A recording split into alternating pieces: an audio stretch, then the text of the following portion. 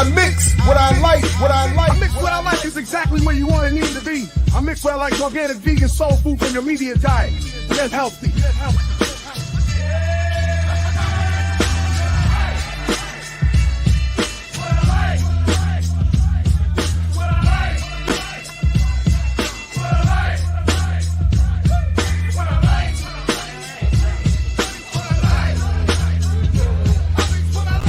I mix what I like, what I like, what I like, what I like, what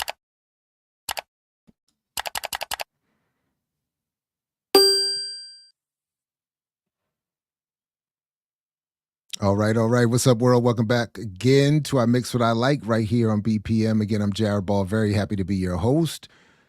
Please come on in. To those who are joining us for this live, like, share, subscribe, do all the other things you know you need to do. And let folks know to come on and join you for this conversation. To those seeing this later, welcome and peace to you. Go ahead and put it in your socials as well. Continue to like, share, subscribe. All the links are in the show description, including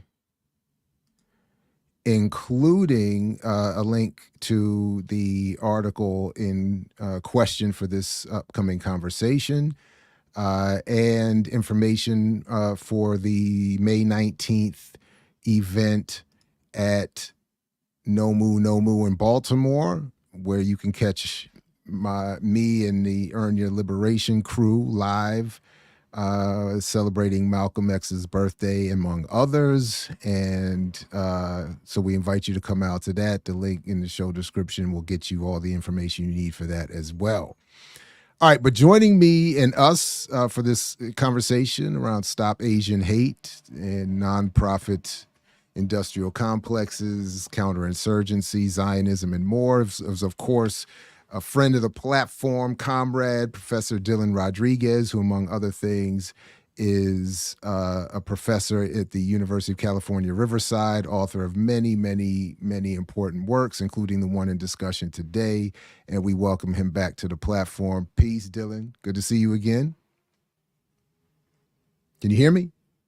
Yeah, just I'm sitting here being quiet. It's passive aggressive because it's been too long since you invited me on the show. we text like every other day, and I gotta come up with getting an article retracted by Truthout before you invite me. So you got to get the beef up. You can't, they can't. You got to get in more conflict before we can. I have no trouble doing that. So I will up my game. Dr. Clearly. Ball. Thank you for inviting me, though. For real. Thank you. No. And of course, and then and shout out to Jared Ware, who's going to host you over at Millennials Are Killing Capitalism tomorrow. So we want to encourage people to check that out as well, including your previous discussions over there too. But yeah, no, it's no, right. But that's actually, so let's start there if we can. I mean, the article, I'll just bring it up here to show folks is currently in Critical Ethnic Studies. Again, link below. How the Stop Asian Hate movement became entwined with Zionism, policing, and counterinsurgency. It's a brilliant article, as we would be, come to expect from you at this point. But I do want to start with what happened with the Truthout. Why is it in Critical Ethnic Studies and not in Truthout where it had been initially? And then, so maybe we could start with what is it that you're saying, and then why was it not left, why did it not continue at Truthout? What I'm saying in this article is that there's some long overdue analysis and scrutiny of both the public-facing claims that are made by Stop Asian Hate as a movement and specific organizations and entities that essentially define the politics of the Stop Asian Hate movement, which starts, as many movements do nowadays, takes off as a hashtag movement. It happened right after the so-called Atlanta spa shootings in 2021, early spring 2021, and quickly articulates as, in my analysis, a grievance that is in both explicitly and endemically tied to a desire for Asian American partnership with the policing state. And then you scratch the surface just a little bit, and you begin to understand why the terms, the criminological concept, the data gathering apparatus that is organized around hate in particular is so vigorously pushed forward. And that is because the Anti-Defamation League, you know, arguably, maybe not arguably, one of the world's most aggressively anti-Palestinian, pro-Israel, kind of Zionist normalization organizations. It is entirely animated around the notions of hate, obviously primarily through through accusations of and definitions of anti-Semitism. Then you scratch the surface a little bit, and what you see is that the Anti-Defamation League has played a central role in the creation of something called the Asian American Foundation, TAF, TAAF, which again also sprung up right around the same period of time. It sprung up right around the time of the Atlanta spa shootings, and it ends up being capitalized with $1 billion plus of contributions and investments from various corporate entities, including Yahoo. I mean, all over the place. Just go to their website; you'll see exactly what I'm talking about. So there's that, and then the other organization that I really closely examine is an organization called Stop AAPI Hate, which by its own description is primarily a data gathering organization. And the terms of their data gathering have shifted slightly since their founding in 2020. So they get founded right around 2020 during the rise of COVID-19 pandemic, and they're trying to create a category that is broader than hate crimes, right? They used to talk hate acts, and then I believe now their category is hate incidents, but they're relatively interchangeable, and it's all about compartmentalizing anti-Asian racism, anti-Asian violence, et cetera, around, again, the terminology of hate. So they're a data gathering apparatus, and it's a partnership. It's a coalition. They call themselves a coalition. It's a coalition between a couple major Asian American nonprofits, including Chinese for Affirmative Action, et cetera. And then a senior professor from the Department of Asian American Studies at San Francisco State who no longer works with the organization. So I examine the implications of their data gathering, which are essentially to feed the FBI. Their data gathering is there to feed the FBI. And in fact, one of the things I cite in the article is a recent panel in which an FBI agent actually shared the platform with one of the co-founders of Stop AAPI Hate and praised the organization for their data gathering and said, we want this data. So that's the sketch of what I'm getting at. We can get into much more deeply as we talk.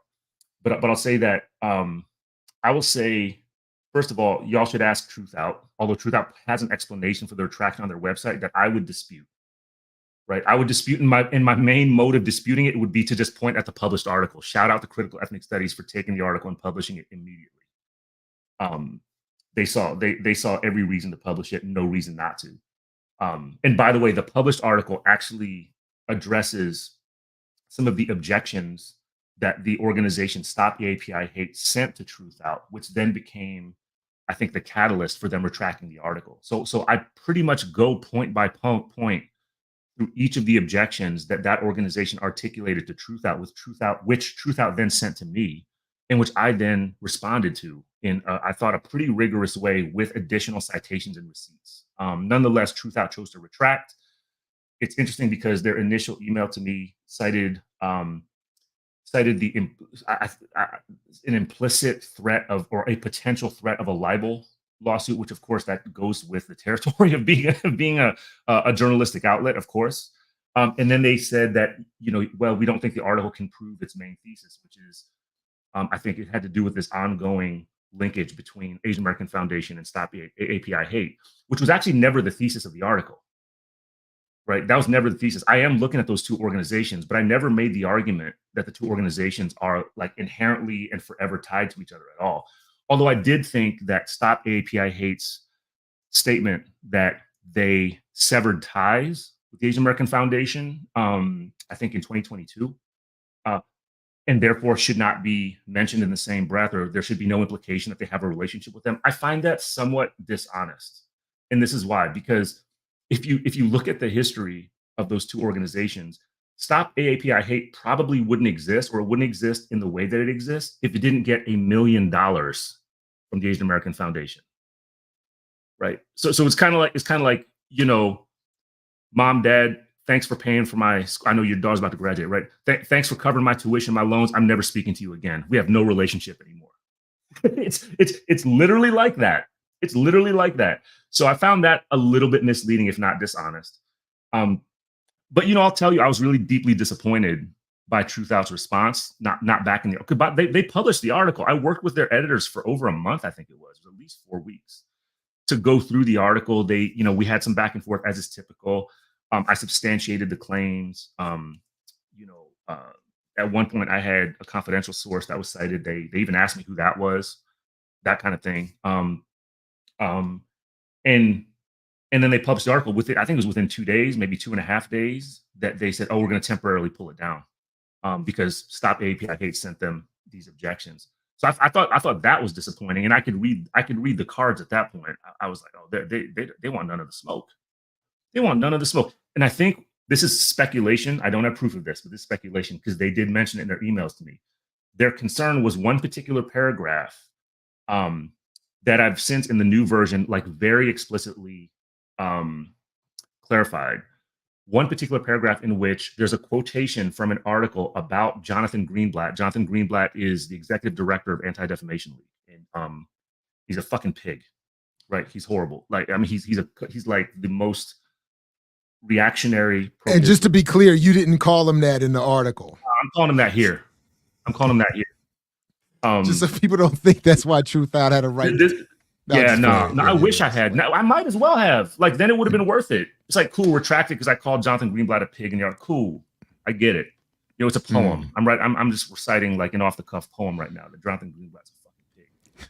But this is somebody who says all Jews are Zionists, which a lot of Jews we know would very, you know, vehemently and militantly object to. Somebody who's essentially done all kinds of mental and rhetorical gymnastics to justify asymmetrical war, you know, what people call genocide, which we should really be calling Nakba, intensified Nakba against Palestinian people and life and being. I mean, this is what we're talking about. So what was interesting is I think there was a paragraph. There's a paragraph in the early part of the original draft that they said, well, the thing you quote could be taken as if Greenblatt said it, but really it was the author of the article that said it. And I said, okay, I get it, but there's also an embedded link for anybody who bothers to click it that shows you exactly where that quotation was taken. And also, that's a pretty minor thing, right? Like we can correct that. Cool, I got no problem with that. So I think my speculation is that the ADL connection and the lawfare, what people call lawfare, the lawfare that the ADL has come to be known for, along with other pro-Israel lobbying groups and organizations, the anti-Palestinian organizations in particular, I think that they might have been spooked by the possibility of a lawfare tactic coming from the Asian American Foundation or another organization backed by the ADL. Again, speculation, but you know, recent history and the pattern of Anti-Defamation League and other pro-Israel, anti-Palestine organizations' lawfare behavior would give me some substance to make that speculation, right? It's not a wild speculation. Anyway, so then they retracted. Oh, by the way, and they offered me $400. Yeah, they're like, here's $400 for your trouble, which look, I'm trying to be as generous as I can, but like to be honest, I was really insulted by that. So no, I didn't accept it. No, I did not accept the free money from, you know, they said, here's $400 for your labor. I get what they were trying to say is like, you're a writer, you exerted labor. We feel bad that you were retracting it. Here's $400, whatever. But it was also interesting that soon after they initially just did a retraction, they also have a paragraph in there now that justifies the retraction. And it's I don't know, kind of. I couldn't find the retraction. Did they leave it on the site? Yeah, oh, okay. Yeah. I'm assuming it's still there. But I just was looking for it. I couldn't find it. Yeah, don't worry. I mean, their little explanation of the retraction actually doesn't make sense if you read even the original article, which you can find on Wayback Machine. Like, I encourage folks to do that. Look at the original article on Wayback Machine and tell me if their justification for the retraction makes sense. You know, and then also obviously read the current article, which is expanded. By the way, thank you to Stop AAPI Hate for objecting to the original article because it gave me latitude to expand the scope and bring in more receipts and actually update into early 2024 the very same proof of the arguments that I'm making about the organization in the first place, right? Because their claims against the original article were so misleading and dishonest. And frankly, Jared, that's really the point of this article. It has less to do in some ways with the specific movement, Stop Asian Hate, than it does with the broader field of social justice movements, which are so premised on branding activities that are contradicted in an irreconcilable way by their actual activities. I think I say this somewhere in the article, right? Is that you have various organizations in particular that in an entrepreneurial way will brand themselves through social justice languages, a lexicon of social justice, will attract, significant amounts of funding, or maybe not, maybe small amounts of funding, right? But again, you scratch the surface, and what you see is that the activities, the methods, the things that these organizations actually do, especially in relation to the state, and especially in relation to the police, especially in relation to organizations sometimes like the Anti-Defamation League, are in complete opposition to the branding. And I think this is a modality, right? I think this is a modality of global North NGO nonprofit kind of fueled social justice. I don't even want to call them movements anymore, right? What's called social justice, right? Social justice branding, social justice mobilization, social justice entrepreneurialism, and so forth. That's the larger point of this, is that this is just an example, yet another example of how this works. I mean, there it is. Yeah, that's the paragraph I get at this. Yes. So you write, thus, Stop AAPI hates virtue signaling of non-carceral principles, engagement in community healing and restorative justice practices, and rudimentary criticisms of police power, blatant racism in police department ranks, and officers' connections to white nationalism, is significantly undermined by data curation methods, organizational interactions, and public statements that affirm rather than disrupt carceral notions of violence, hate, racism, justice, and criminal deterrence. Such severe inconsistencies and irreconcilable contradictions are functional to the extent that they constitute a messy, internally fraught organizational totality that is nonetheless externally coherent, well-branded enough to build an impressive base of financial support and political clout garnered through engagements with various funding agencies, state officials, peer nonprofit organizations, and corporate media outlets.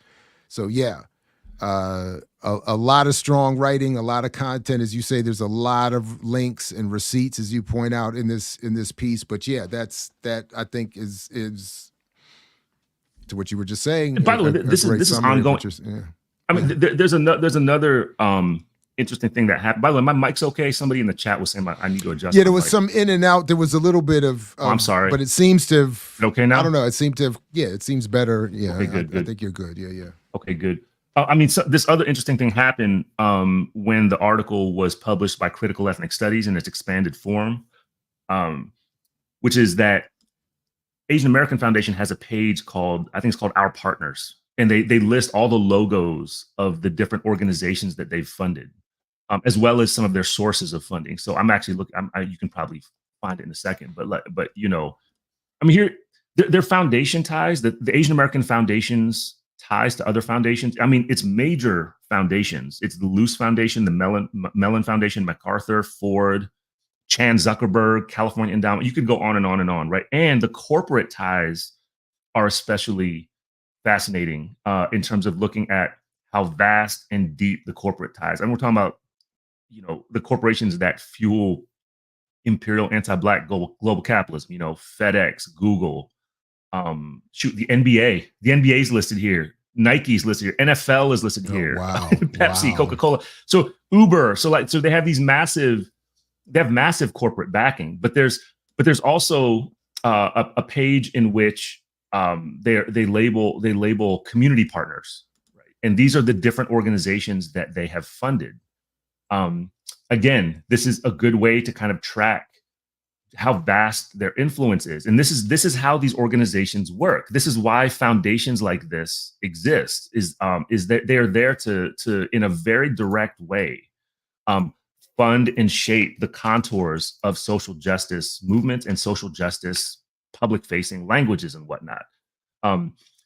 And they do this through funding apparatus. I mean, this is not new. Robert Allen talks about this in Black Awakening Capitalist America. This is how the radical, revolutionary, anti-imperialist, arms, streams of Black liberation were in part neutralized alongside severe criminal police repression. You know, it was an apparatus kind of like this, in which large foundations would fund the most liberal, respectable, neutralized, domesticated arms or streams of the movement. This is the same thing. This is exactly what TAF is founded for.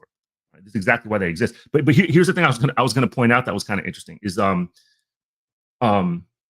Stop AAPI Hate's organizational logo was on their community partners page. See that right there on the bottom left, right there, that little thing right there, that little Stop A. So that was on Asian American Foundation's community partners page until the day my article was republished by Critical Ethnic Studies. And that day, and I had people texting me this and DMing me this.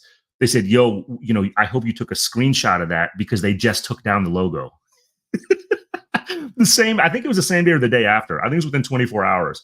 That my bad. You had pulled up the page. You sent me the link. Yeah. Sorry about that. Asian American Foundation scrubbed. I think what I'm speculating probably happened is that Stop AAPI Hate requested to Asian American Foundation that they scrub their logo. These are the organizations right here that they have funded, right? So Stop AAPI Hate was one of the prominent logos featured here, and then they scrubbed it. They scrubbed it like a day or two after the article came out, writing about some of their funding connections and whatnot. And it goes on and on. But there's been some. Happily, there's been some pretty concrete responses to the arguments and the evidence that the article lays out. There's an organization called 18 Million Rising that started a national petition demanding that the Asian American Foundation kick the ADL off of its board and all that kind of stuff, like get rid of Jonathan Greenblatt in particular. Different organizations are, I think, rejecting and or returning the money that they've received or they've been pledged by the Asian American Foundation. I was just at the national meeting of the Association for Asian American Studies a couple of weeks ago, and enough of the membership was in such an uproar about the mistake the organization made applying for and accepting a pretty small grant, actually, from the Asian American Foundation, that the organization's leadership decided to, my understanding is they decided to return the money, to reject the grant that they had gotten. So I think that this is going to be an ongoing thing. But I also want to say that the problem with entities like the Asian American Foundation, it's not just the fact that they're tied to the Anti-Defamation League. It's not just the fact that they have someone like Jonathan Greenblatt on their board. It's the very existence of the foundation itself.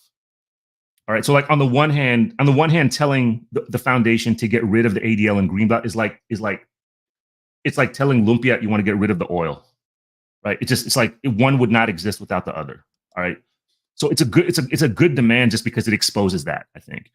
But on the other hand, even if in some parallel universe, TAF were to get rid of Greenblatt and to cut ties with the ADL, which I don't think is feasible, but let's say they did, the problem would really very much still exist, which is the fact that TAF is this like $1 billion+ capitalized entity that in a direct way controls the shape of social justice, discourse, movement, mobilization, tactic, strategy, framework, etc.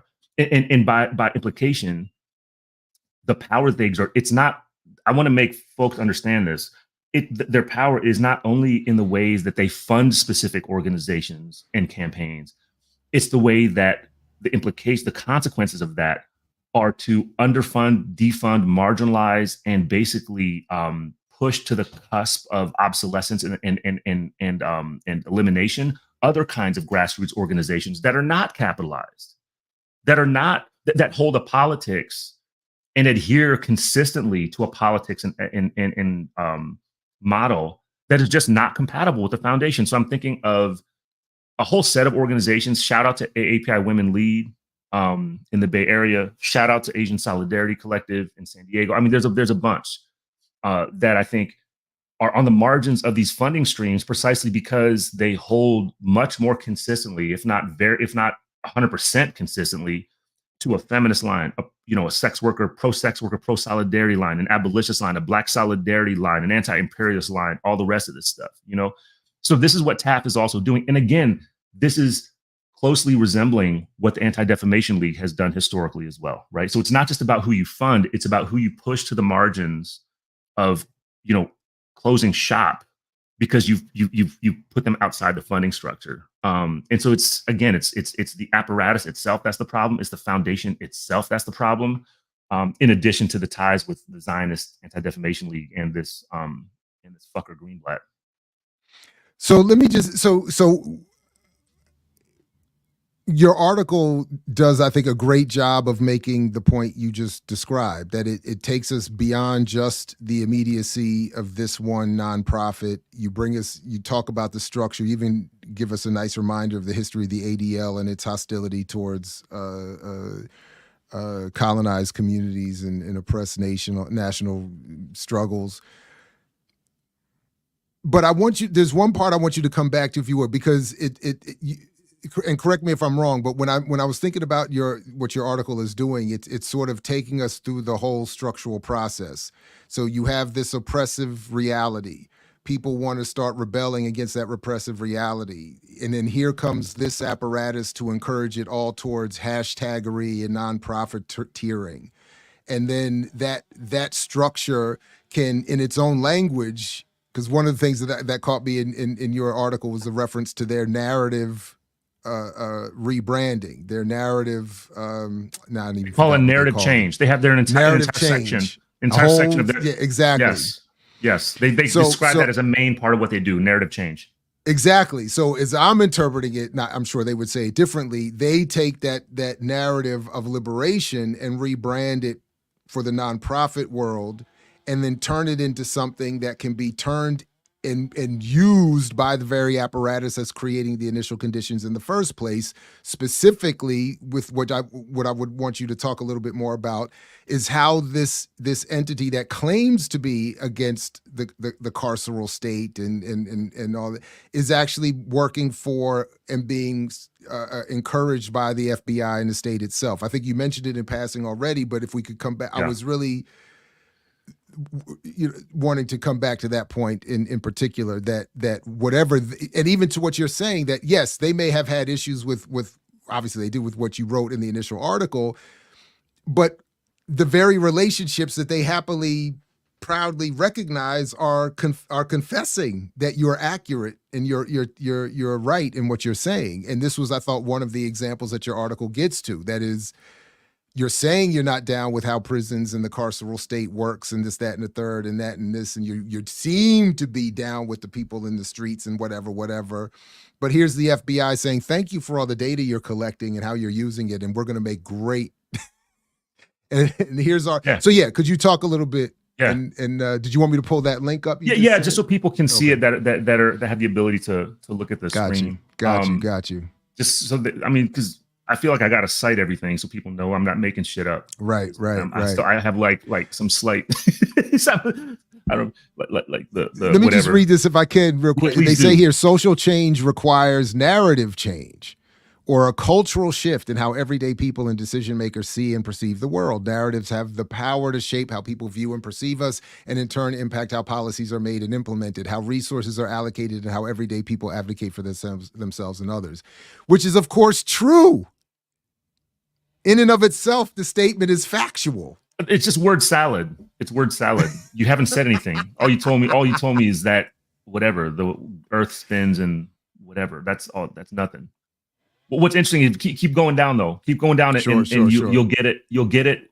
Get down to the brag. The brag is what's interesting.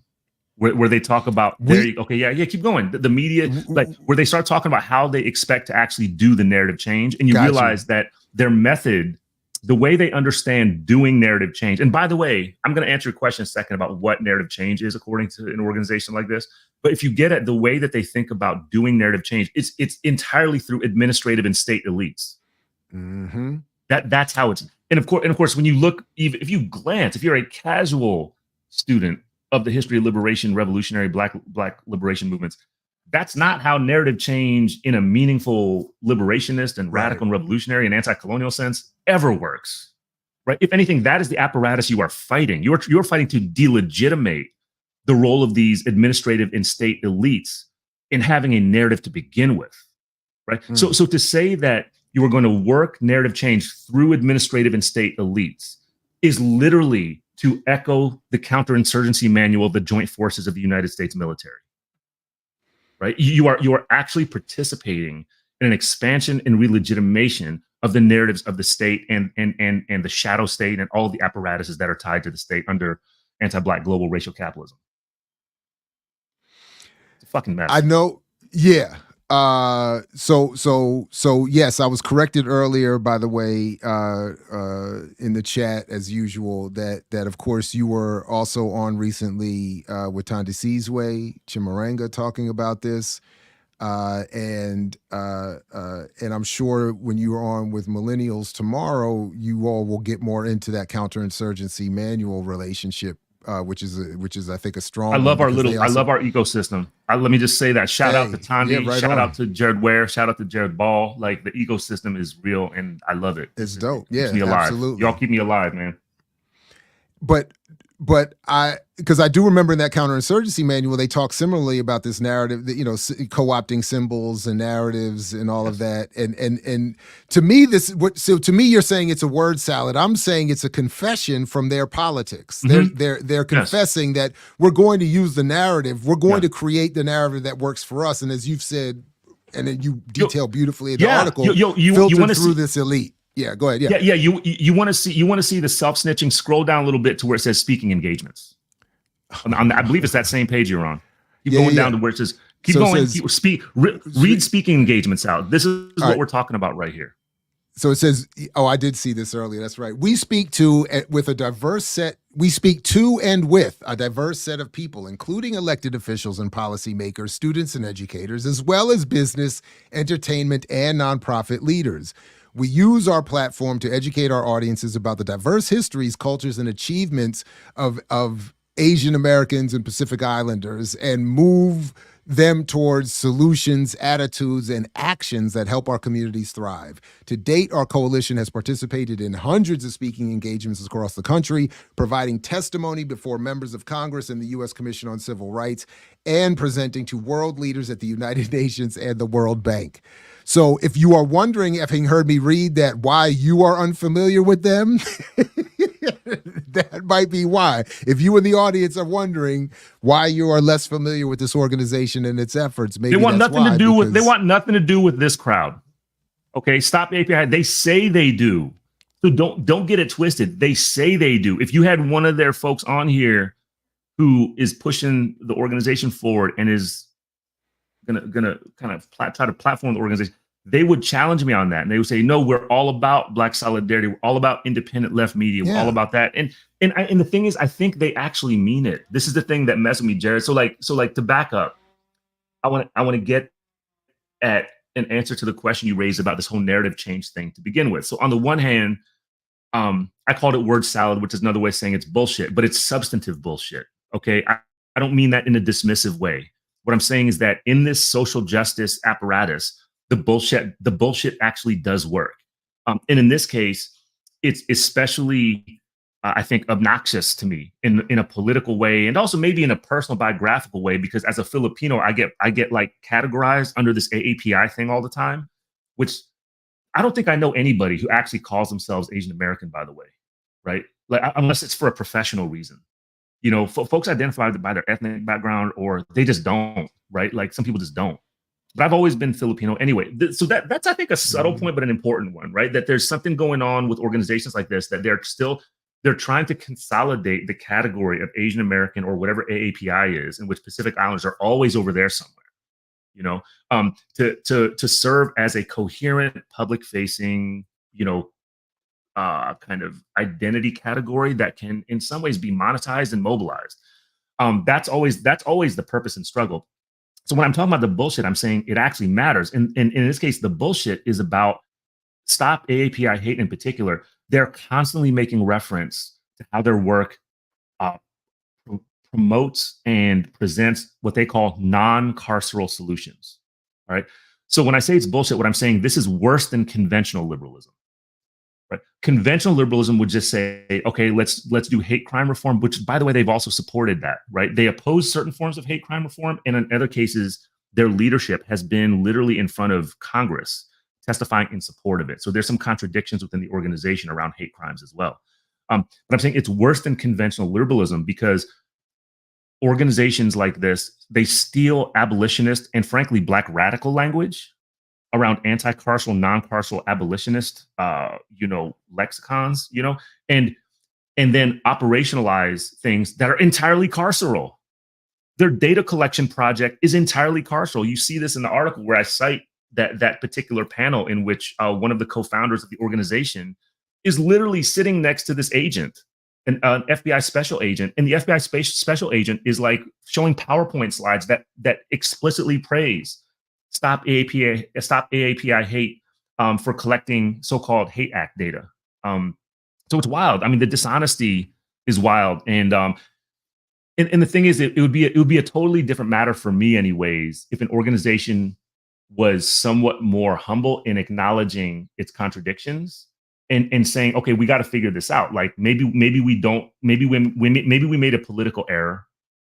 Maybe our intent behind what I'm calling criminal, it's like entirely criminogenic. It's not only criminological, it's criminogenic. You've actually expanded the category of hate to potentially expand the net of police and juridical criminalization, right? Because their whole point is that the FBI definition of a hate crime is so narrow, it's like this narrow. And then their definition of hate act, hate incidents, depending on which period of time you're looking at, is far more expansive. It includes all kinds of interactions, and they're mostly individualized ones, almost entirely individualized ones, never systemic, global diasporic ones. It's not about empire, it's about individual interactions. But that's how criminology works, right? Criminology works through attaching, policing and juridical punishment to what are essentially interpersonal, individualized activities, right? That's what criminal justice is. So the denials, the internal and public-facing denials that their work is conducive to the work of the policing state, to the work of the FBI, to the work of criminology, it's either a willful ignorance or it's just lies, right? And so, Jared, like the whole point of this article, the reason it took me a while to write this thing, probably more than a year, all right, like in terms of actually bringing it forward. But the reason I never thought I was going to write about it, right? But I just got tired of the fucking lies, man. Like these folks lie. Asian American Foundation lies. The stuff I was hearing from Stop AAPI Hate was lies. And there's people who are involved. I don't know anybody involved with the foundation, but there have been people who have interacted with Stop AAPI Hate. I won't name them. But it's like many organizations where I think that there's a lot of internal debate and dialogue and maybe some challenge to the way that the organization is doing the very things that I'm trying to analyze and like kind of hold up this critical scrutiny in this piece. But the fact of the matter is, the reason they got so pissed at my article is because I fuck with their brand. I mean, let's be real, right? I think it's less a political journalistic objection than the fact that I fuck with their brand, right? And you don't do that, right? So like, yeah. So I don't think I'm going to be. Yeah, I think that's what this is about, and we need to understand that about how social justice movements work across that ecosystem, across the ecosystem of organizations that brand themselves as social justice organizations.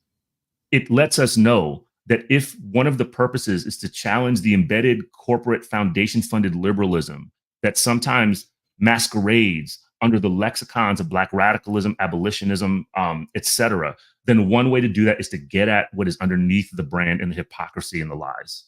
I think that actually has to be a political practice. It's not just a gotcha moment. I'm not interested in that, because that shit is ephemeral. That goes away. I'm talking about like the politics of just exposing the hypocrisy and the lies. I think we do that. I actually think disrupting these social justice brands, it should be at least a major corollary part of the shit we do, right? We could argue it should be a primary part. I'm open to that, right? But I think fucking with the brand, the social justice branding, we need to take that really much more seriously, I think, than we currently do as a collective practice, right? It shouldn't just be like individual writers doing it. I mean, cool, do that too. But as a collective practice, a collective commitment, there needs to be a militancy around that, I think, and a thoughtfulness around that. I'd love to see that be a legacy of the current generation of political work.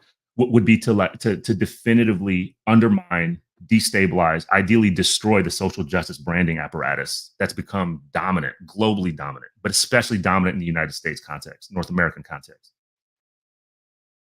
I like that. I like that as a focus. Yeah, I'm gonna think about that. Let that marinate a little bit. I can see it marinating. I can see it marinating, and it's. I mean, it is. So all right. So I have two questions or points quickly, and then I'll check the chat for more specific. And then there's a couple other things from the article I'd like to highlight, but I will check in the chat so folks have a comment or a question. And how are you for time, by the way? Let me just.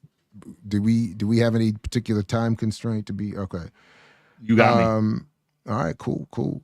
So the first thing you mentioned, you know something about I forgot exactly what you said that made me write this down, but it just reminded me of the point of that I'm always wanting to make, that it was something about you raised about. Oh, you said that you think that they believe that they believe themselves when they say they're in solidarity with Black and other efforts, struggle. But what I think your article does so importantly is that it doesn't, to me, matter what they believe or I believe is their intent. It's that we can judge their overt politics. We can judge them, as I think you've done here, because your article is not about what you believe is the intent of the people working in these organizations. It is, here is what you are actually doing. Here is what your work actually, how it actually impacts or is being used by the state or others. This is and so to me, that's the value here. We can speculate on whatever about their intent or their interpersonal feeling, but the reality is this is what your acts are doing. This is what we're judging here. So that's what Yes.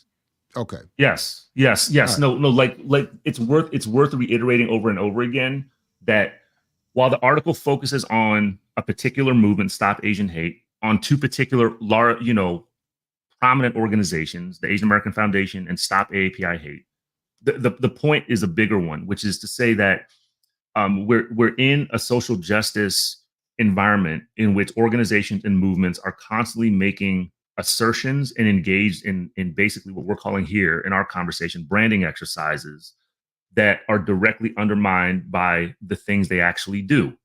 So we've seen this in various iterations of the movements that are trying to challenge and or reform anti-Blackness and anti-Black police and state violence, where there's a militancy around that movement. And again, it's like the movement is so broad, right? But there's a militancy around that grievance, that movement, and that challenge that is sometimes, often actually, contradicted by the demands that are made, which tend, and the demands I'm thinking about are the ones that tend to fall back on a solvable grievance that is presented to the police and or the state, right? So it's actually a militant liberalism, but folks don't necessarily understand it that way, because sometimes I think what we do is we conflate our militancy for a politics, right? You can be a militant right winger, right? The mushy area that we're talking about, that we're living in right now, is where a lot of the militancy is actually liberalism, but it gets misidentified. It gets carried out as something other than liberalism, something to the left of liberalism, because we're so fucking mad, because our organizations and our mobilizations are using the language and the lexicon of radicalism and revolutionary politics and Black liberation politics, by the way, which a lot of non-Black people like to do. Right? A lot of non-Black people like to invoke Black liberation, some Black radical language, while having zero commitment and seriousness about it. Right? So that's some other shit that makes me angry about the way that Stop Asian Hate movement has kind of carried things forward. Right? I see that kind of expropriation happening all the time. But I just want to, reiterate what you said, Jared, which is the point is to demystify what organizations believe they do. Right. So it's not about whether they actually believe it or not. Right. In fact, we can concede that. Right. I think that's actually part of what makes it so harmful, is I think that oftentimes the folks that are saying and insisting on this, on these languages of radicalism while doing liberal and sometimes less than liberal things, I think they actually believe it. So your point is the one I want to follow here, which is the political responsibility, the analytical responsibility is to judge what they're actually doing. And I'll say to judge what they're actually doing, the consequences of what they do in relation to the state, for sure. Right? I mean, we did a good job of it a few minutes ago, right? When you were pointing out the narrative change component of Stop API Hate, and like you read the paragraph, they do narrative change in relation to elite administrative, bureaucratic, and state organizations. That once we understand that, we can have some collective clarity on whether we want to fuck with that organization or whether we want to challenge the way in which they framed this thing called narrative change, right? Which I think everybody that's watching, listening to us, reading us, I think we agree narrative change is like, that's a central part of liberation. Is that you got to shift the way we tell stories to each other. You have to challenge existing narratives that are oppressive and obliterating. So it's in relation to the state, in relation to organizations like the Anti-Defamation League, right? I think that may be part of what spooked Truthout into retracting the article, right? Is the potential threat of lawfare, libel, whatever from ADL in relation to some of these organizations. Yes, we gotta expose that. Like what organizations, what reactionary organizations, kind of organizations that are pushing. By the way, the ADL, for folks here that may not know their longer history, the Anti-Defamation League cut its teeth in significant part on political, on participation in political repression of Black radical organizations and people, right? So the ADL is, in my view, inarguably a prototype anti-Black extra state organization that cut its teeth in the around the mid to latter 20th century, really the latter 20th century, on repression of Black radicalism. But shit, what's new, right? What's new? Right? What's new? Zionist organization cuts its teeth on repressing Black liberation, Black radicalism. What's new, right? Folks here need to know that. But the other one I'm going to point out, the Democratic Party. The Democratic Party. We need to study how organizations and social justice mobilizations are doing work and what the relation is of that work to the Democratic Party, right? And I say this about the Stop Asian Hate movement. I say this about what people have come to generically call BLM, Black Lives Matter. Like, we need to scrutinize this, and we need to look at how it is that the languages, the lexicon, the symbols, the kind of the cultural artifacts of for our conversation, Black radicalism, Black liberation, get turned into a kind of practice of rearticulation to adapt to the agendas, the changing agendas of something like the Democratic Party. I think we're seeing that happen all over the place in these different. Look. So check this out. Oh man. So I'm glad. All right. So yesterday, I'm walking out of the building I teach in, and I run into a fellow faculty member, and I say to this person, "Hey, what's about to happen this Thursday at this meeting the provost has called at our College of Liberal Arts?" Forgive me for this little bit of a longer way to get back to your article, because you said something in your article that it was one of my favorite parts of the article that brought me back to this moment yesterday.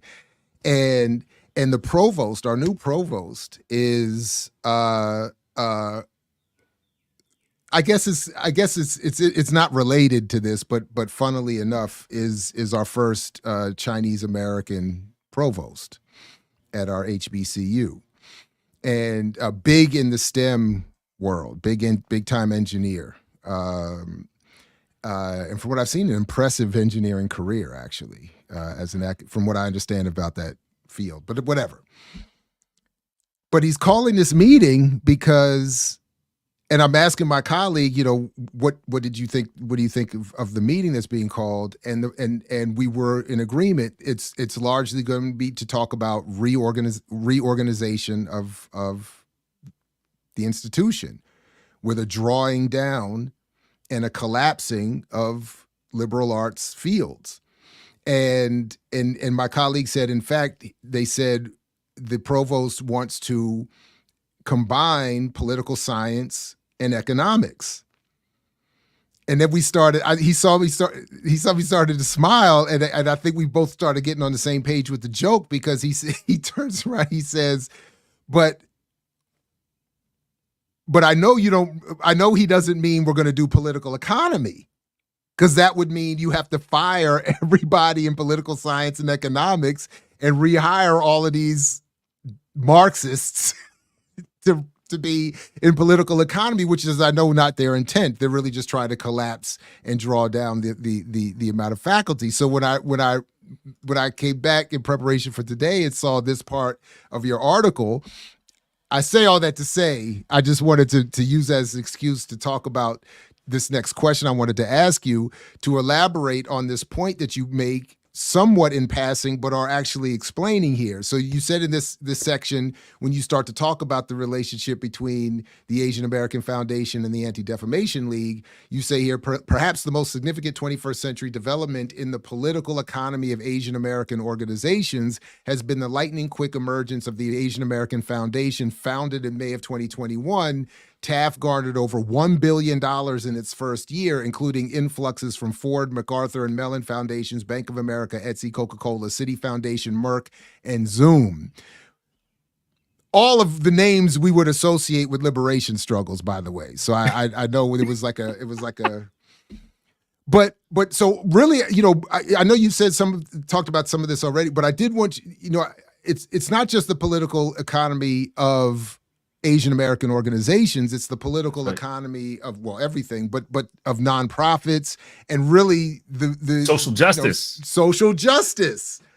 So I did want you to maybe talk more about what you say in the article, but more about that particular point, because clearly our provost is quietly trying to sneak a political economy department so that we can, at Morgan, properly assess this problem for you. Oh my God. Yeah. No, I mean, what you've raised here is how colleges and universities, and in this case, including, if not especially, HBCUs, have been part of this apparatus we're talking about, meaning the nonprofit, foundation, and now emergent social justice apparatus from jump. I mean, in a sense, this is Booker T. Washington's wildest fucking dream, including having a Chinese American engineer serve as a president of an HBCU. I would argue that Booker T probably, if we were to tap on him right now, to tap on his ghost right now, he'd say, "Holy shit, that's pretty cool, right? Let's get more of that going. Let's get more of that and get more engineers and get more STEM, and let's discipline and train all these petty bourgeois Black students into these streams of STEM organs. And we don't need any of this encampment stuff. We don't need any of this pro-Palestine stuff. We don't need any of this serious Black radicalism stuff. But you know what? To the extent that stuff will bring people here and allow us to kind of monetize and brand the HBCU, certainly we're going to engage in that activity all day, every day. So this is the outlines of what we are understanding as the political economy of the social justice apparatus. I mean, in the article, I'm talking about specifically the political economy of Asian Americanism, which is this struggle, to kind of try to reconstruct some semblance of a coherent, publicly accessible and legible Asian American politics. Which, by the way, I don't think it's really possible. Right. I don't think it's possible. I know there's folks in the chat going back and forth about this for these very reasons. Right. It's because I don't know what an Asian American is. And by the way, I understand, for folks in the chat, I understand that many people will call themselves Asian American under certain conditions. Right. And again, it's usually because of a professional organization. Usually it's a student organization. I'm talking about in terms of everyday life, the way that folks talk about themselves. They talk about themselves as Chinese, as Taiwanese, as Filipino, as Korean. Sometimes they'll attach American to it. That's what I'm saying. That's what I'm saying. So I'm saying when we invoke the phrase Asian American, which I think this might be different than a lot of the other external, racialized identity markers. I think it's more evidently a fabrication. It's more evidently a kind of flimsy identity attachment. So there's a whole political economy that is built around trying to mobilize and consolidate people professionally, politically, and otherwise under that category of Asian American. And I think one of the ways in which this apparatus, including the Asian American Foundation, has found it to be an opportunity to build a consolidation and coherence and public accessibility around Asian American is through the social justice apparatus, right? And through the social justice lexicon, hence Stop Asian Hate. Which, by the way, I think I mentioned this in the article, hashtag Stop Asian Hate, if it didn't primarily, then it significantly originated in which industry? The fashion industry. That hashtag got tons of traction in significant part because of folks in the fashion industry. That should tell you a lot, because and the folks that are, by the way, all respect to people that are I know people that work in the fashion industry. Okay. I know people. So what does that mean though? But the people in the fashion industry I'm talking about are not the ones that are engaged in counter hegemonic or organizing. These are folks who are in like the corporate mainstream of the fashion industry. Right. Mm-hmm. And it was after the Atlanta spa shootings, right? I think it was then. It might have been during COVID-19, but I think it was actually the Atlanta spa shootings. It was a hashtag, Jared. It's like a small group of people, Asian identified people of Asian extraction, like within the fashion industry. They started circulating a hashtag Stop Asian Hate, and it went semi-viral from there. And that's how it goes. And then people claim, I mean, shit, man. Like, this is what people. There's a professor at UCLA that claims to be the originator of the hashtag Black Lives Matter, right? And it's like, that doesn't necessarily make you the inventor of a movement, but okay. But it's weird the way that people claim territorial ownership and kind of career, resume distinctions around this stuff is weird. But in this case, the actual movement is grounded in like the mainstream. A small number of mainstream participants in the corporate global fashion industry, are some of the originators of this hashtag. That should tell you a lot, including about its political economy.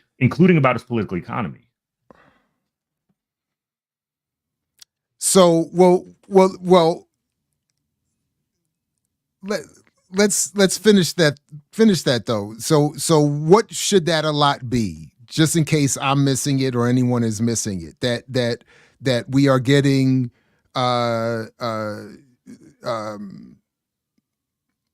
liberal, affluent interpretations of political struggle imposed on us. What help me out with that. What is it that we should learn from that? Yeah, what we should learn is.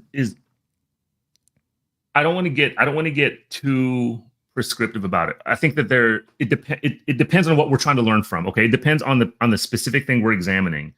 Mm-hmm. But I think generally what we can say is we can learn about the deep lack of seriousness, of analysis, of political commitment, and of deep collectivity. Right, deep collectivity. In these different iterations of social justice branding, right? Now we can get at the nuances and the specificities of all that, and we should, but we got to do that case by case, and then start to draw the connections. And I think in a way we do that, right? I just think we need to keep doing it, and I think we need to be more explicit about going after the branding component. Mm-hmm. Right? I mean, this is Jared. This is why in the last at least the last year, maybe longer. And I'll say I might have even said the last time I was on, I've taken a semi hiatus from referring to myself as an abolitionist, even though I still am politically. Like my seriousness and my commitment is there. But in terms of being mistaken for saying that as a professional self-branding exercise, I want no part of that. Especially because I see so much of it happening among academics, with all due respect. And I know some of them mean well, and I know some of them mean it. They're sincere, but then the stuff that comes out their mouth about how they believe they are carrying out their abolitionist, kind of semi-newfound abolitionist identity, the stuff is actually, if it's not liberal, it's oftentimes counter and anti-abolitionist. It's reformist. But we're in that moment. And so this is the point, is that, to answer your question, right, is that it's not merely that we have an external, well-funded, multi-billion-dollar social justice apparatus that's driven by organizations and foundations and collaborations with the state and the clout of the Democratic Party and certain executive directors of organizations putting themselves on platforms all the time. It's not just that they are feeding us the bullshit, right? The dishonesty, notions of in the one we were just talking about, like non-carceral solutions, while they're actually feeding criminological and criminogenic data to the FBI. It's not merely that. It's also the way this stuff then circulates among regular old folks like us, really, like folks who are not elites, folks who are not in charge of large hedge funds and executive directing multi-million or multi-billion-dollar foundations and organizations. I'm talking about folks who are working for an employer, who are sincere, want to be engaged with social justice and liberation struggle, who then assimilate these terms and then begin to act them out in ways that undermine what might be a very sincere intent, right? So I think we need to have a closer analysis of that. And I'm not trying to hate on anybody here. I'm not. I'm just saying we need to be honest. Having said that, we're also in this moment of fragility, in which folks who express themselves through an identity, a political identity, like whether it's abolitionist, whether it's Palestinian solidarity, whether it's something else, right? We're in this moment of fragility in which confronting a collective criticism around the ways that some of us, or maybe our organizations, are not fulfilling the responsibilities and obligations that go along with those identities, abolitionist, Palestinian solidarity, et cetera, are not embraced very well, right? In which folks reject critical opportunities, right? Reject opportunities to reflect deeply on the limitations of what they're doing, or maybe the deep contradictions and maybe in the hypocrisy of what they're doing. I mean, I'm grateful I've for a long time been around people who are more than willing to do that kind of work, both on an individual level in terms of like we kind of call each other, challenge each other, but also at an organization level. Like that's the kind of community I want to be in. I don't want to be in a community of folks who are so attached to the branding, whether it's organizational branding or a kind of professional self-branding, that they don't want anything to do with actual critical analysis, like on the ground, real-time critical analysis. I mean, this is why the social justice apparatus and regime has turned into what it is.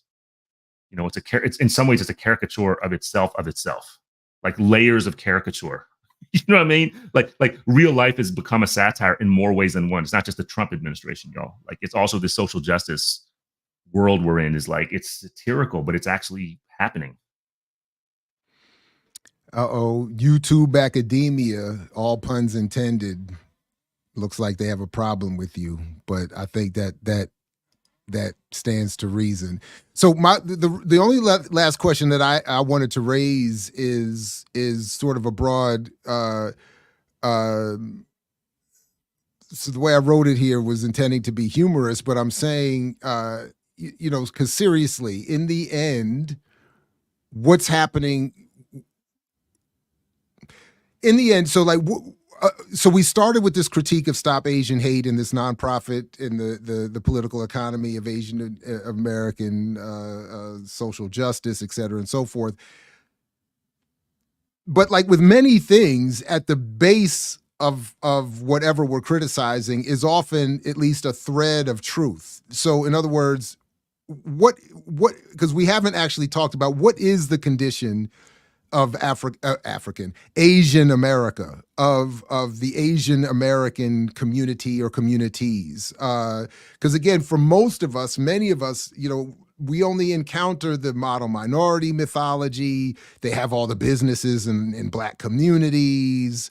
I don't know, something about Kung Fu flicks maybe. But and then when we see something happen, like around during the pandemic when everybody started blaming China and there was all this uptick in hostility, we're now all of a sudden there's some awareness that, wait a minute, maybe not all is good with them. Maybe there's more hostility. I don't really. So if again, broadly speaking, what is the actual experience of some of these communities to the extent you can talk about every single one? But I mean, I'm just, So you right. can't. So you can't Okay. because I mean in this moment, given the way in which it's circulating, I mean I would like really strongly advocate for any attempt to disrupt, if not abolish, Asian Americanism as a political project in this moment, because I think it actually is, in its most foundational sense, it's a reactionary project. It almost always comes back to some version of multiculturalist patriotism that expands the scope of anti-Black empire, and of racial capitalism, right? So that project in and of itself is already a problem. We're not, in other words, we're not in a moment where the articulation of Asian Americanism is tied to something else, like a thorough liberation front or a global anti-colonial struggle or domestic solidarity with a Black revolutionary movement or something like that. That's not what this is. That's not what Asian Americanism is in this moment, right? So to abolish it doesn't mean you can't, in some way, in some other moment, reinvent it. So it's not about that. It's about what is the political condition in which we are dealing with this concept here, right? And I'll give you an example. I'll give you an example as to why I've reached this position strongly, and that's speaking of Stop AAPI Hate. One of their co-founders, Russell Jung. I hope maybe somebody can send this clip to him. He's a professor, senior tenured professor at San Francisco State University in Asian American Studies. And I regret not confronting him about this in person. I just didn't have a chance to do it because I think he was out of there as soon as it was over. But I was at a conference in Long Beach about a year ago. This is Association for Asian American Studies. And he presided over a session in which the topic was kind of the value of Asian American studies, right? And the substance of the panel were mostly alums, Asian American Studies alums from San Francisco State, serially talking about what they got out of their Asian American Studies training, education, curriculum, etc. And what struck me about that 90-minute session is that, to a person, the way in which the value of Asian American Studies was framed was in terms of how it facilitated and enhanced their marketability as corporate professionals. Right. And by corporate, I mean both actual corporations and then like corporate like apparatuses and organizations, nonprofits, academic, whatever. In other words, there was not a word over those 90 minutes about the roots of Asian American studies as coming out of mass-based grassroots community and student movements that were in direct relationship to Black radicalism and global anti-colonialism and global opposition to a genocidal war in Vietnam. I mean, that's the actual origins of Asian American studies. I mean, you could Google it. There's no Asian American studies without direct solidarity with the Black Panther Party in the Bay Area, among other organizations, right? Not a word of that. It was as if Asian American studies was created to help people get a job with Google. So that's what I'm saying. The project of Asian Americanism has already abolished its own foundations. Right. It's an exercise in sanitizing all of that. Right. There's no connection to that.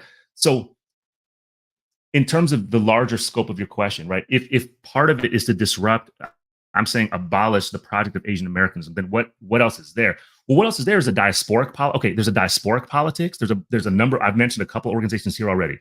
There's organizations that deal with the diasporic politics that actually deal with empire and displacements and militarizations that have impacted and shaped particular diasporas, organizations that actually center those politics, and by fairly consistent extension, take seriously various forms of solidarity work, meaning solidarity relationships, not just piecemeal coalition. I'm talking about like trying to figure out how to do solidarity with other peoples who are inhabiting other positions of subjection, oppression, vulnerability to state violence, including anti-Blackness, right? Those are the organizations that tend to do that kind of work. I mentioned, by the way, I shout out a bunch of those organizations, I think in the first paragraph of the article, right? So I won't list them here. Y'all can see it. It also means thinking deeply about the actual existence and the long legacies of refugee status. Right, refugee status, undocumented status. I mean, here's the thing among my diaspora, right, among the Filipino diaspora, especially in the U.S., there's a significant population of undocumented people. In Tagalog, Filipino, we call it tago ng tago, which means, hiding, always hiding, always hiding, always hiding. People in my own family, undocumented, living and not living, undocumented. I think we need to pay closer attention to that status, because it's a relatively shared one. And another one too, there's some close friends of mine that I've known over many years, who've schooled me about, actually somebody right now too, who schooled me about the particular conditions that Asian gangs inhabit in various parts of North America, in specific cities and sometimes not cities. So there's like a whole Asian gang formation that they often have direct relationships with, I won't mention them here. I don't want to out it like that, but like they have direct relationships with other gangs that folks here would know about, right? Like we don't talk about that much. The ones who do talk about it are usually the criminologists, right? But they're not talking about it in a liberatory, empathetic, politically activating way. So there's all the momentary attention that the so-called Atlanta spa shootings, the momentary attention that directed toward Asian and Asian American, Asian diasporic sex workers, right? It was a fleeting kind of thing, right? But there's organizations like some of the ones I've already mentioned that are centering the particular forms of violence, not just sexual violence and gender violence, but state violence that Asian descended and Asian American and Asian diasporic and Asian refugee and working class Asian sex workers in the US confront as a matter of like everyday working conditions. That's what I'm talking about. That shit is not, it's not part of this larger project of Asian Americanism, because it actually kind of blows it up, right? My concern is the project of Asian Americanism is still always striving to incorporate all those experiences under this rubric and within the political economy, what we're calling the political economy of Asian Americanism. So I think that needs to be blown up. I think it needs to be blown up. Yeah, I'm gonna have to play that back and let that marinate. I'm gonna have to come back to that one. Because the first thing I want to ask, because then I'm wondering, what then does that mean about all the other identities and imposed identities and approaches to identities that are out there? Is this specific? Yeah, it is. Yeah, it is. And the reason why it's specific to Asians and Asian Americans, all you got to do is look at even just the mainstream politics around this. The Supreme Court decision around the Asian American affirmative action shit, right? Like that was the Harvard thing. I'm talking about the Harvard admissions thing, in which the Supreme Court decided that there was systemic whatever discrimination against Asian Americans in Harvard admissions, blah, blah, blah. Like that's, shoot, man, this is 1990s language. That was a neoconservative political project that has kept alive for the last 3 decades, that won this victory at the level of the Supreme Court and made its way into the common sense yet again about how Asian, the kind of institutional political position of so-called Asian Americans, which are always, upper middle class, upper class, propertied, usually East Asian American families, immigrants and children of immigrants, usually 1 or 2 generations removed. It's usually the ones who are at the top of the food chain, right? Who get branded as the Asian Americans under examination here. That's who we're talking about in the Supreme Court case around Harvard and Asian Americans. This is where it was a neoconservative project that got carried out. So that overwhelms any conceptual or political understanding of all the Asian descended peoples that inhabit the United States and North America that have nothing to do with any of that, which is the vast majority of people, right? And also who wouldn't even know what an Asian American was, right? Like I don't know too many Guamanians, Samoans, Chamorros who call themselves Asian American. In fact, I think everyone who I do know, they reject those terms, even though they might be working, some of them might be working in an Asian American studies department, right? But they're always in confrontation and antagonism with that rubric, precisely because it's an Americanist rubric. It's an imperial rubric. It's a multiculturalist rubric in this moment, right? Given what we're seeing happen. So I think it's about that. And I think it's about what this also exposes is that we're in this period of Hood Communist is my favorite person to cite on this. We're in a moment of extensive identity reductionism, in which there's a conflation between not just one's politics, but one's relative entitlement to be immunized from criticism based on one's external identity, right? Whether gender, sexuality, race, citizenship status, religion, etc. Right? So I think there's something about Asian Americanism that feeds directly into identity reductionism in a way that accelerates the liberal conservative project, which is the United States, right? I'm talking about the United States, the US project. It accelerates that. There are other identity formations that are publicly legible, whether it's Blackness, whether it's Puerto Ricans, whether it's Mexicans, whatever. I don't think that those identity categories fall into this trap in nearly the same way, and certainly not in the systemic and overwhelming, engulfing way that Asian American does. So I do think there's something specific about the Asian American component to this. I think that there's been an intentional cultivation of both overlaps, analogs, and material parallels between Asian American positionality and Jewish American positionality, right? And that's to say that these are both understood as minority categories that are nonetheless that are subjected to various forms of discrimination, whether you want to call it racism or anti-Semitism or something else, and whose politics align with empire. In this case, I'm arguing align with pro-Israel Zionism, align with anti-Blackness, align with coloniality and anti-Palestinian repression, et cetera, align with policing, carcerality, the imperial state, et cetera, et cetera, et cetera. So I think that there's something to be named there at the level of what you just a few minutes ago called a political economy, in addition to an ideological, symbolic, and cultural economy.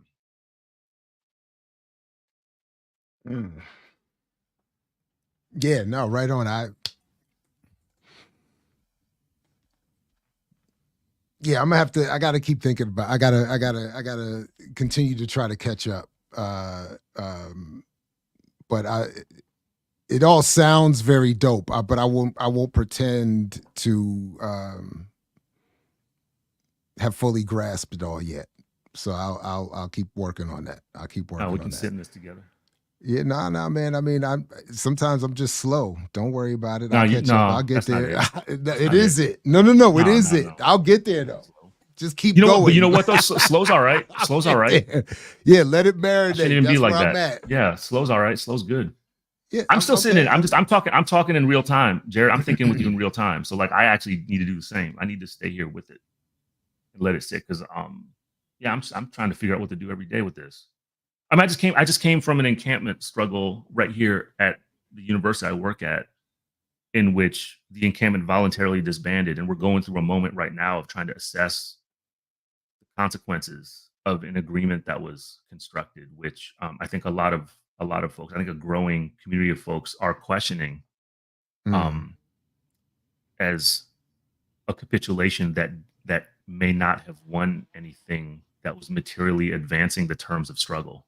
That it might have done the opposite, right? And I'm deeply disturbed by how the university administration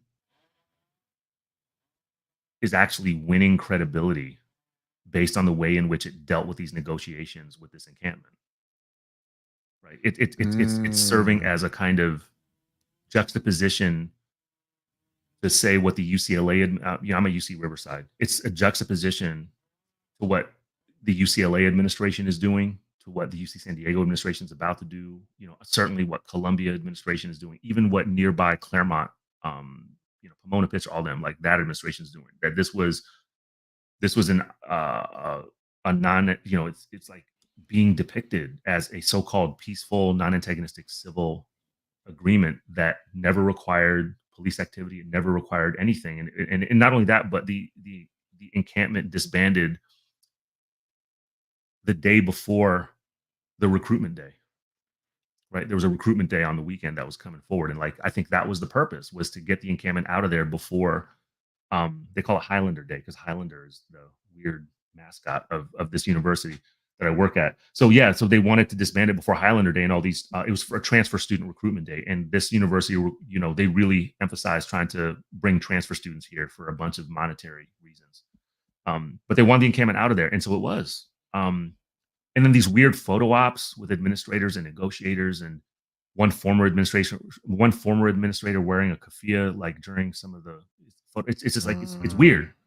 But I'm saying, like, the stuff that we're talking here, that's what I'm saying. I mean, the article you brought me on to talk about is talking about a particular movement, Stop Asian Hate. But I'm saying, like, this stuff is everywhere. The paradigm is everywhere. And the modalities, you know, and even the optics of it, right? While they're different across different spaces, there seems to be this consistency to them that we need to talk about at a deeper level than the surface of the photograph. No, again, I know you're talking about a specific case or set of instances in this article, but to me, it's a beautiful explanation of what I was trying to say earlier, of this whole process. The oppression starts, or the oppression exists. There's some response, and then it can quickly become a hashtag, or the hashtag can be taken over and appropriated, and then, you know, here comes the $1 billion from all the corporations. Here comes the elite set of board. Here comes the narrative rebranding and reframing. Here comes the ability to not only have a certain interest or desire, but then the ability to stand before all these elite audiences to make your case, buttressed by this war chest of billions. I mean, and then have analyses from yours to anything even slightly to the right of what you're arguing could be just easily negated. I mean, it's and then, so yeah, it could. This is not, to me, this is plug and play. This is so having your article and I know there's other work that I just am not caught up on that's doing something similar here, maybe more with an aggressive follow to your call that more conscious collective efforts need to be brought to bear on negating their negation. I think it's what I mean. As usual, you've done a great service through your work here and helping us understand not only what's happening in the quote unquote Asian American community, but in that whole political economy of non-profiteering and so on, and social justice. So yeah, I mean, I just realized as I was listening to what you just said. Another thing, I just long live Glenn Ford. Long live Glenn Ford, because I think when it comes down to it, it was probably Glenn Ford's influence and Black Agenda Report's influence that helped animate and drive this particular piece of work that we're talking about. I think it was probably at its foundations inspired by Glenn's example in particular, the relentlessness and the unapologetic way in which Glenn was willing to kind of confront everybody. What was often a celebrated, what he calls in Black Agenda Report calls the Black misleadership class, for example, right? Like the unapologetic, relentless way that he would constantly confront that made him, you know, it seemed to like burn so many bridges. And then the very same people who burned those bridges would want to like come back and rebuild the bridges with Glenn because they're like, yo, that was right. That shit was right. I was mad at you when you wrote it, but you know what? You were right, Glenn. Like Glenn emboldens that, I think, in all of us who have the capacity and the ability and the space and the time and the energy to do this kind of work, in whatever form it takes, you know, whether it's in writing, whether it's on a live stream, in a podcast, whether it's something else, but like that example is one to be followed, you know. Ditto, bars, agreed. I mean, Glenn, yeah. Yeah, I can't say it any better than that, so I won't try, but I just agreed. Absolutely.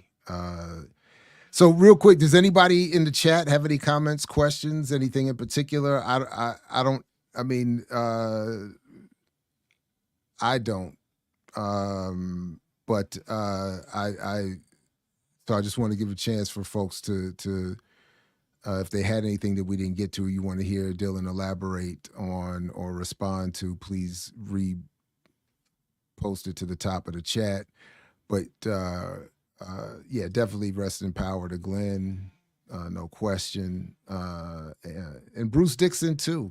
Like, you know, Yes. Yes. Bruce was no joke himself. And even where they disagreed with each other, you know, it was all good. But that's the point, right? I mean, Yeah. that's the whole point. That's the whole point. This is why I appreciate your platform among a select few others is not just welcoming disagreement and debate, but stoking it. That's what liberation struggle is supposed to be. You know, it's like let's understand what our differences are and whether they're irreconcilable ones or not, and then also whether there's a way for us to mobilize through and around each other, even if we can't resolve those differences. I mean, this is the problem we're in, and this is also the problem that that the social justice industry apparatus, including and especially the academic version component of it, wants to squash.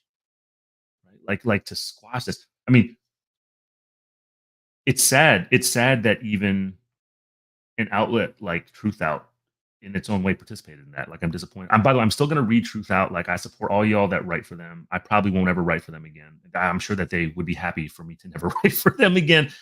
But it's sad. It's sad that these apparatuses that we often rely on sometimes fail us. But you know, we just need to talk about that. We need to call that out and just have an analysis of it. Yeah, no doubt. One quick question. Plant Gothic. Dylan, elsewhere you've written on domestic war. Can you speak on how what you're discussing today with regard to, right, sorry, nonprofits, imperialism, and Asian Americanism relates to domestic war? Yeah. Oh, that's an easy one. This is the entire last hour and a half that we've been talking about is an extended discussion of a particular iteration of liberal counterinsurgency. That's the both the phase and the method of domestic war that you and I have been talking about for these last 86 minutes. Right? I'll say liberal counterinsurgency. So counterinsurgency itself takes on a kind of liberal format by its own description. I'm talking about the U.S. Joint Forces description of counterinsurgency. Right? If you read it, shout out to Millennials Are Killing Capitalism. Did that study group. I think we were in it together for a few weeks. I was only there brief. I couldn't keep up with the schedule, but I was reading there. I think I was there every week except one. But this is something we talked about collectively is how the directives around counterinsurgency, if you read it, they have as much to do with trying to win people back into reinforcing and participating in the relegitimation of state power as it did with, militarization of repression, right? And in fact, it said the former should be more prominent than the latter because in a weird way, it was this kind of weird Gramsci hegemony kind of thing under the conditions of colonial occupation, which is not really hegemony, right? So I want to say that, but like what we're talking about in this conversation is a domestic iteration of the same thing. Because this is the thing that we haven't talked about, but which I think is lurking and haunting the background of our entire conversation.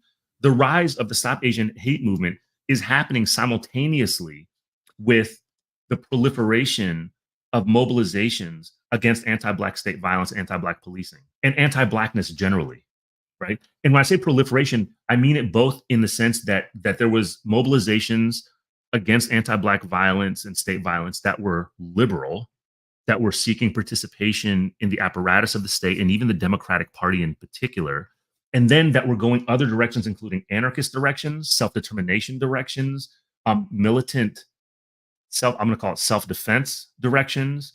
So there's a proliferation across the spectrum that's happening that, in a broad sense, is raising the question about whether the particular state form that we inhabit in the United States is a legitimate one.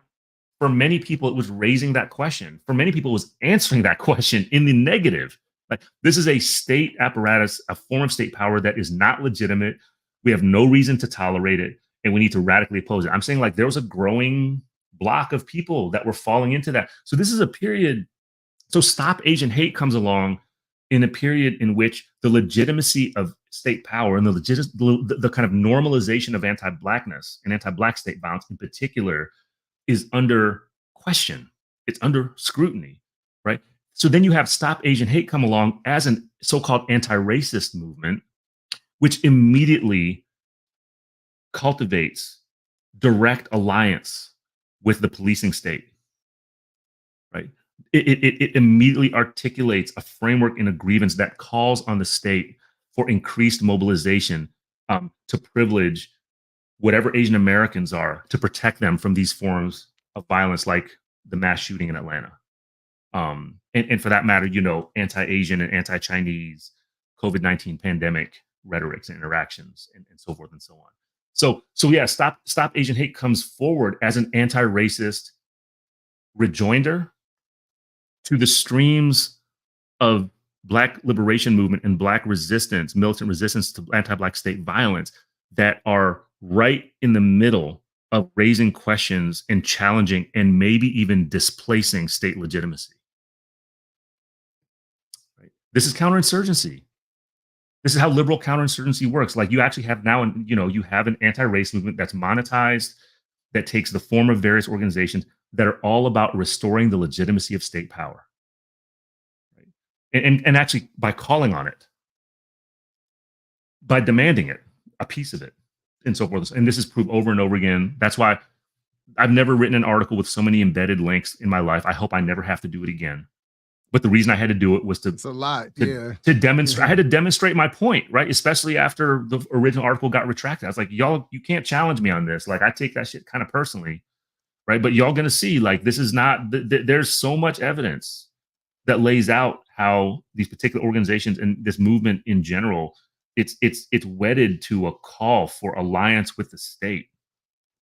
I mean, that's what it is. It's alliance with the state, alliance with the so-called carceral and policing state in particular. I mean, it's it advances the agenda of trying to reconsolidate state legitimacy in the face of challenge, as always, from Black radicalism. And those in solidarity with it, of course, right? Like including non-Black people who are serious about participation and engagement with Black radicalism. Right? I want to throw that out there, right? Like, I'm not throwing that. I know earlier I was talking about the problem with non-Black people who kind of steal the symbols and imaginaries and lexicon of Black radicalism and are not serious. This is a shout out to those who are serious. You know who you are. Right on. Yipper is asking, can we start over? They showed up late. So yeah, just hit rewind, refresh. It'll feel like we did. D-Dub 3000, do you think that it is the point to turn Asian Americans against Blacks for more acceptance in white America? Yes, and in addition to that, it's more, right? I think certainly yes. Whatever we want to call white America, will be the dominant, kind of anti-Black white supremacist, nation building project. Yes, it's all about that. It's all and since the end of the liberation movement period, in which the term Asian American sprung up as a term of solidarity with Black liberation, of anti-imperialism, and of radical opposition, meaning not a liberal opposition, a radical opposition to the global imperial war in Vietnam, the U.S. war and invasion and genocidal militarization against Vietnam. Since that period, there's been this kind of steady incorporation of Asian Americanism into conservative, neoconservative, in this case, social justice liberalism, as a primary definition of its politics. So it's that. So in addition to this kind of acceptance into the nation building project thing, I think that the Asian Americanist project in most ways goes beyond that in attempts to stoke a voluntary self-identification of people with a form of Asian Americanism that understands itself as a multiculturalist contributor to the nation building project. So it's not just acceptance, it's about trying to stoke a sense of participation and contribution to US nation building, right? Those things are closely related, but they're not the same. So I think it's important to point out that difference. And of course, my point that I'm making to you and to all y'all is like, I think there needs to be politics that rejects that. I mean, and this is what we see on your show, right, Jared? Like, we see people coming through all the time who reject various ways in which a politics of identification, especially Black identification with the U.S. nation building project, needs to be exposed and rejected, right? Especially in the subtle ways it happens, in the subtle ways it masquerades itself under the terms of progressive liberal or even radical, sometimes radical politics, right? That needs to be exposed and rejected. That the whole point is to figure out creative, collective ways to get our shit together to participate in the intentional obsolescence and abolition of the nation building project. That's the point. The U.S. nation building project in particular, like that's the point. And so to answer that question, it's that and more. Right on. Just going back a little while, I don't know what happened here. I just thought this was funny. Which one of y'all called the Majority Report, repped BPM, and then said the only problem you have is with their show is that they're white? That I don't know who did that. So Majority Report is Sam Cedar's show, and I remember Sam. He was a white dude from back in the day with Air America, liberal radio. Yeah. Like he's I guess he would call himself a left liberal, whatever. And I think the show was funny and useful in terms of a critique of right-wing mainstream media. But it certainly wasn't me. I don't call the show, and I'm rarely watching them live. But I every once in a while catch their clips and think it's all right. And then David Silberg, who was underrated, Frank Kofsky from Sacramento State, wrote radical books on jazz, and Lenny Bruce also did a great interview with John Coltrane. Yeah, I read his book on, what was it, Black Nationalism and Jazz or something like that. I'm going to check it out. Thank you for that. I'm going to check that out. It's from back in the day, because I remember one of my exes, it was like, this was part of the problem. She never read the book and was critical of just any white man that would be seen. She thought he was being critical of Coltrane. But from what I remember, he was not. He was making a point about, I think, the cultural industries and jazz as a black nationalist product, something like that. I remember enjoying the book, but I actually remember that it caused conflict with an ex more than anything else. That's for some reason hence the X. Exactly. That's right. But Sam Cedar was pro-Libyan war. Yeah, that's what I'm saying. He's a liberal. Like he's not. Right. These are not. Yeah. This is not. Yeah. So yeah. But look, Dylan, if I don't know, you're always welcome back. I will not make this mistake again. I should just. I know all I need to do is text you, hey Jared, bring me on. And then you'll be next Tuesday. Yeah, so next Tuesday. It's on me actually. It's on me. I've just been shy to take advantage of. Produce more hateful content, and the bat signal goes up. I just said this to a group of people the other day, right? Like I said that, I know that this will make some people mad at me. Like I'm so full of hate. Like I'm so full of hate because I'm also so full of love for my peoples, plural, right? So like I am not apologetic about that. Like there's so much that I hate. And so the challenge I think is to first of all speak that out, keep that real, because one of the ways that counterinsurgency works is to constantly police righteous and principled hate. Let it come forward, let us share it, let us collectivize that, let us live in that energy, because I think it is inseparable from the energy that we love each other with, right? Because it's that's where that militancy comes from. It's you will not fuck with my peoples. Right? Like I hate you because you fuck with my peoples. I will not forgive you. I will not forgive you. I just always want to bring it back. I mean, our hate awards mantra. That's what I'm talking about. I dig people, righteous people. I've always found it hard to really hate anyone. I love people. I understood from the beginning that the end purpose of life was to simply live, experience, contribute, connect, gratify the body and the mind. I began to hate when I discovered that the mystification was interjected intentionally. God damn it, George is a monster. I love that shit. You did that shit on purpose, and I hate you for it. You goddamn right. I love it. Right on, Dylan. This is beautiful. God damn it. Don't ever tell me to stop hating. That's it. Don't ever. Ever. Get out of here. Yeah. Oh, man, I love it. I'm going to go do some push-ups. I'm amped. I love it. Having said that, I love you. I love you. No doubt. I love you too, man. Of course. I love you all. I love you. Y'all in the chat. I love you. Just putting it out there. No, of course. That's the whole point. Yes.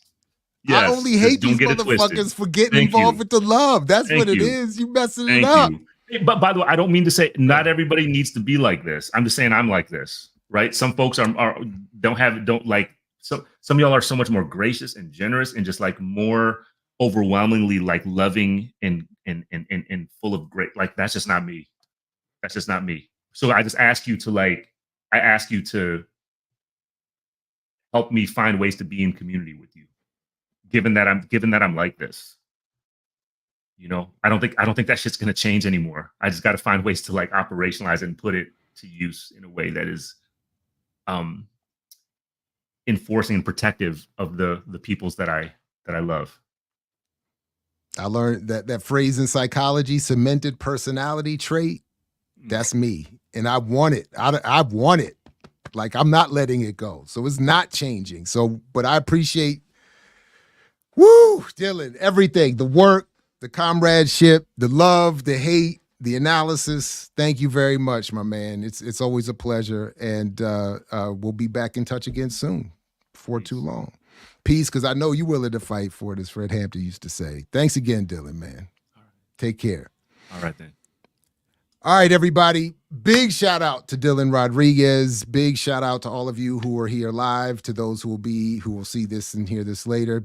Peace and shout out to you as well. Please do like, share, subscribe, do all the things to support the platform. Make sure you have the bell rung so you don't miss all the things coming up, as many things are. And we will catch you next time right here on... I mix what I like, what I like. I mix what I like is exactly where you want and need to be. I mix what I like, organic, vegan, soul food from your immediate diet.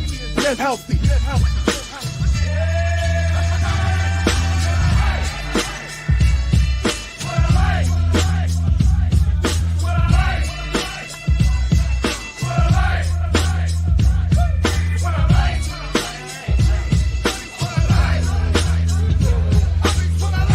I mix what I like, what I like, what I like, what I like, what I like.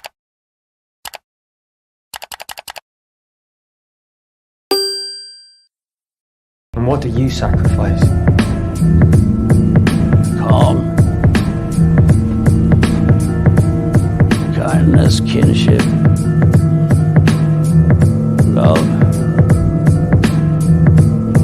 I've given up all chance at inner peace. I made my mind a sunless space. I share my dreams with ghosts. I wake up every day to an equation I wrote 15 years ago for which there's only one conclusion. I'm damned for what I do. My anger, my ego, my unwillingness to yield, my eagerness to fight, that set me on a path from which there's no escape. I yearn to be a savior against injustice without contemplating the cost, and by the time I look down, there's no longer any ground beneath my feet. What is my sacrifice? I'm condemned to use the tools of my enemy to defeat them. I burn my decency for someone else's future. I burn my life to make a sunrise that I know I'll never see. Now, the ego that started this fight will never have a mirror or an audience or the light of gratitude. So what do I sacrifice? Everything, everything, everything, everything.